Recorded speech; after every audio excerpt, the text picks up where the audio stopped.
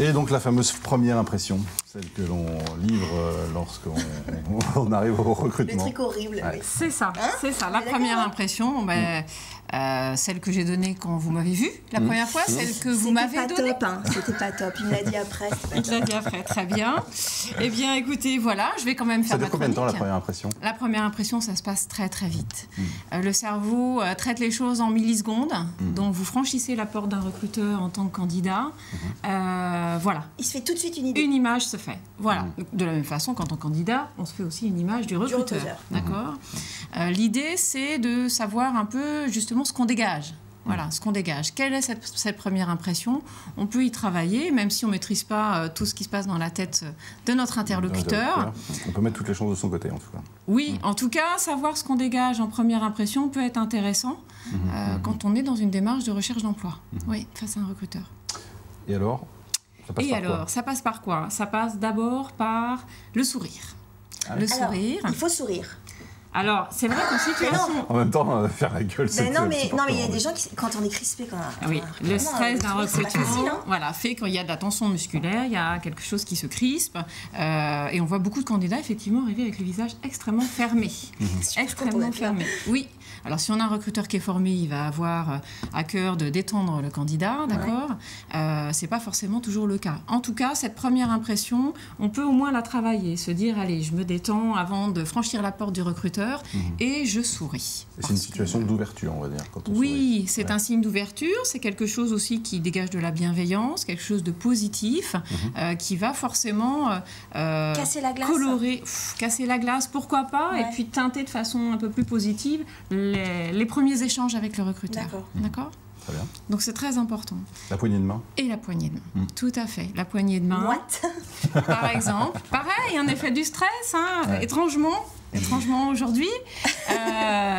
Tout à fait. Donc, au-delà du côté moite, voilà, on peut s'essuyer la main sur un mouchoir avant de franchir la porte. C'est aussi la... La bonne poignée de main, c'est quoi la bonne pression? Alors parce que t'as la poignée de main mollasse, et puis t'as la poignée de main... Qui t'arrache la main. Voilà. C'est ça. Il n'y a plus que 5 doigts. Il faut trouver le juste milieu, effectivement. On peut avoir... Dès qu'on a une poignée de main, un peu fuyante comme ça, on ne sait pas comment... déjà. C'est ça. On ne maîtrise pas ce que le recruteur peut penser de ça. C'est un mauvais point. En tout cas,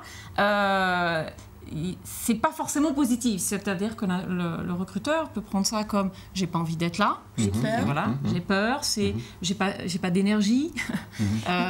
Voilà, on ne sait pas ce qui peut se dégager. En tout cas, il faut trouver le juste milieu entre ça et puis je te broie la main, par exemple, qui peut dégager quelque chose d'un peu trop peut-être autoritaire ou je cherche à écraser la personne qui est devant moi. La poignée de main femme est différente de la poignée de main homme ou pas? Moi, je ne trouve pas de... Différence? Non. Il y a des... On voit tous les cas de figure.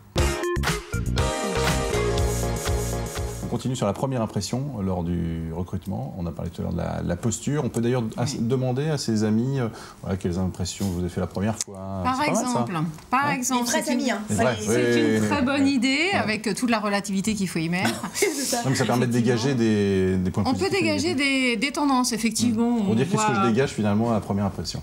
Exactement. On voit assez aisément qu'Adèle, par exemple, ne dégage pas au premier regard, par exemple, quelque chose de l'ordre de la mollesse ou quelque chose du genre. Je ne suis pas sûre qu'on te l'ait dit souvent. Nous, on l'a pris parce qu'on n'avait personne d'autre. Mais elle n'est pas molle. Non. Voilà. Elle n'est pas molle. Donc, alors, la tenue vestimentaire. Voilà. Donc, l'idée, c'est de savoir ce qu'on dégage en questionnant son entourage. Et puis, effectivement, la tenue vestimentaire est aussi importante. On voit trop, je trouve, de candidats arriver un peu déguisés. Voilà, il ne s'agit pas de se contraindre à coûte que coûte porter des talons. J'évoquais cette question. Si on n'en porte jamais, c'est dramatique de voir une candidate mal à l'aise. C'est terrible. Ou d'avoir quelqu'un qui resserre quelque chose. Parce que pas à l'aise dans sa tenue, il faut être à l'aise et il faut aussi évidemment, se fondre dans les codes vestimentaires liés à certains métiers, évidemment. Donc, il est inutile d'arriver en cravate pour un poste de technicien de maintenance. On en voit peu, je vous rassure, c'est un peu caricatural, mais l'idée, c'est de ne pas se contraindre coûte que coûte, à se déguiser et à acheter un vêtement... Que pour ça. Voilà. Il faut rester soi, être recruté pour ce qu'on est et nos compétences, c'est quand même beaucoup mieux que d'être recruté sur un malentendu parce que finalement j'ai raconté des bobards, même à travers ma posture et ma tenue vestimentaire. D'accord ? Donc, de l'authenticité.